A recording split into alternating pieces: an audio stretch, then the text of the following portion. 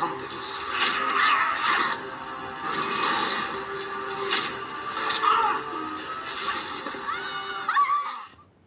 Hello everybody, welcome back to Screenstars. Welcome to another of my festive reviews. Today I take a look at the 2015 Christmas horror anthology film, A Christmas Horror Story.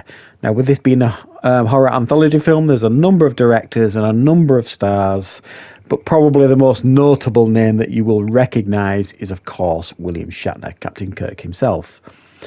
Right, okay, so A Christmas Horror Story focuses on 5 interwoven stories. Now, normally with a horror anthology film, you get like a wraparound story, and then you get like 3, 4, 5 stories, and they'll tell one, then move on to the next, so on and so forth. Well, this film does it slightly differently. All the stories are interwoven.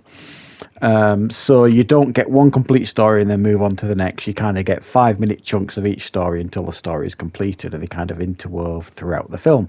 And I think it actually works quite well. It's a different approach, and it actually is pretty successful here, I would say. Now, William Shatner essentially is pretty much the wraparound story here. He plays a local radio DJ who's in the festive spirit. He's talking about a Christmas event down at the supermarket, and it keeps periodically calling back in on William Shatner, and things are getting darker and darker as the town is going to hell, and there's some kind of awful event happening down at the charitable event down at the supermarket, something like that. So you see him getting drunker and drunker as the film goes on, and it's quite nice to sort of see that, and certainly William Shatner's charisma carries that segment through, certainly. So some of the stories that we get here are, there is a family head off into the woods to collect a Christmas tree. So rather than going to a lot somewhere and buy their Christmas tree, they go out to the woods, pick up a Christmas tree. And while there, their little son goes missing briefly. They panic, as you would as a parent, and then he turns up. They find him hidden in a tree. They take him home, and slowly but surely they come to a realization that something's just not quite right with their son, and they may have brought something other than their son home with them. Pretty decent, effective story, this one, with some good performances. Even the child actor's pretty menacing here, I would say, as well. And it's actually quite nicely done. I don't mind this story at all. It's quite effective.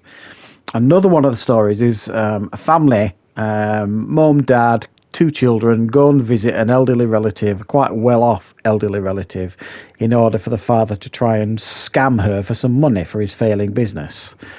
Whilst there, the son, who's a little sod, basically, purposely breaks a Krampus ornament. They are swiftly ejected from the house, and then they are pursued through the woods by Krampus himself. It then becomes like a fight for survival for this family to survive the night in order to try and get away from Krampus, who hunts down all those that ruin the spirit of Christmas, so to speak. Again, quite a good story, this one. I think the effects for Krampus are really nicely done. I'm not going to lie, I thought the effects here overall were good. The characters were exactly as they should be. The kids were pretty much unlikable, as was the mother and father. And then you kind of see slowly the family kind of coming together, but it's too late at that point because Krampus has them in their sights. Pretty good story. I think I quite enjoyed this one. Another one of the stories, I think this is the weakest one, is just like this students. They want to film this documentary, and they want to do it at the school where a year previously there was a really horrific event took place, and there were deaths involved and stuff. So they want to go and film and make it really authentic when nobody's there at school on Christmas Eve. And all these stories are set on Christmas Eve.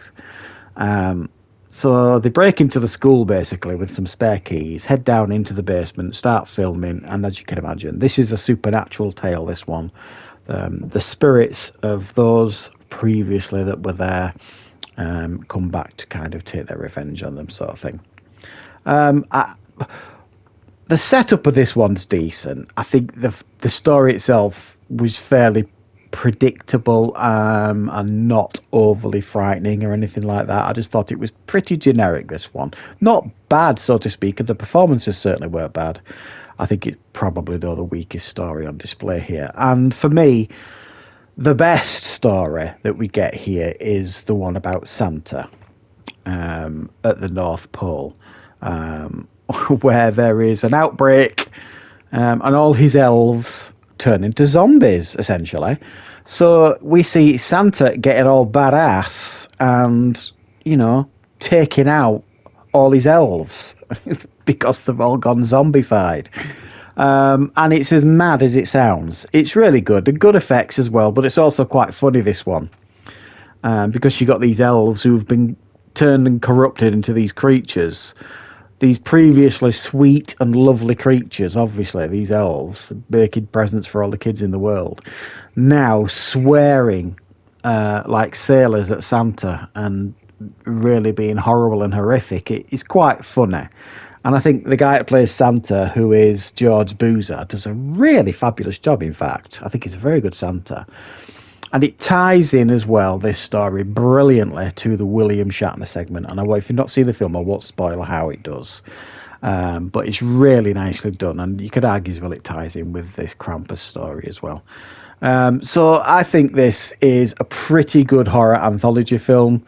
The production values are really strong as well, as are the performances. It's one of those Christmas horror films that I don't necessarily think gets the respect that it deserves. It's well made, good stories, there's no particularly weak ones, good effects, quite fun to watch, and it's one of those that I think if you like a good horror film, and certainly if you like a Christmas horror film and you like a bit of anthology horror as well, I think this is definitely one you should be checking out if you haven't seen it previously. So thanks for watching, guys. Of course, I will be back with loads more reviews and content on the channel very, very soon.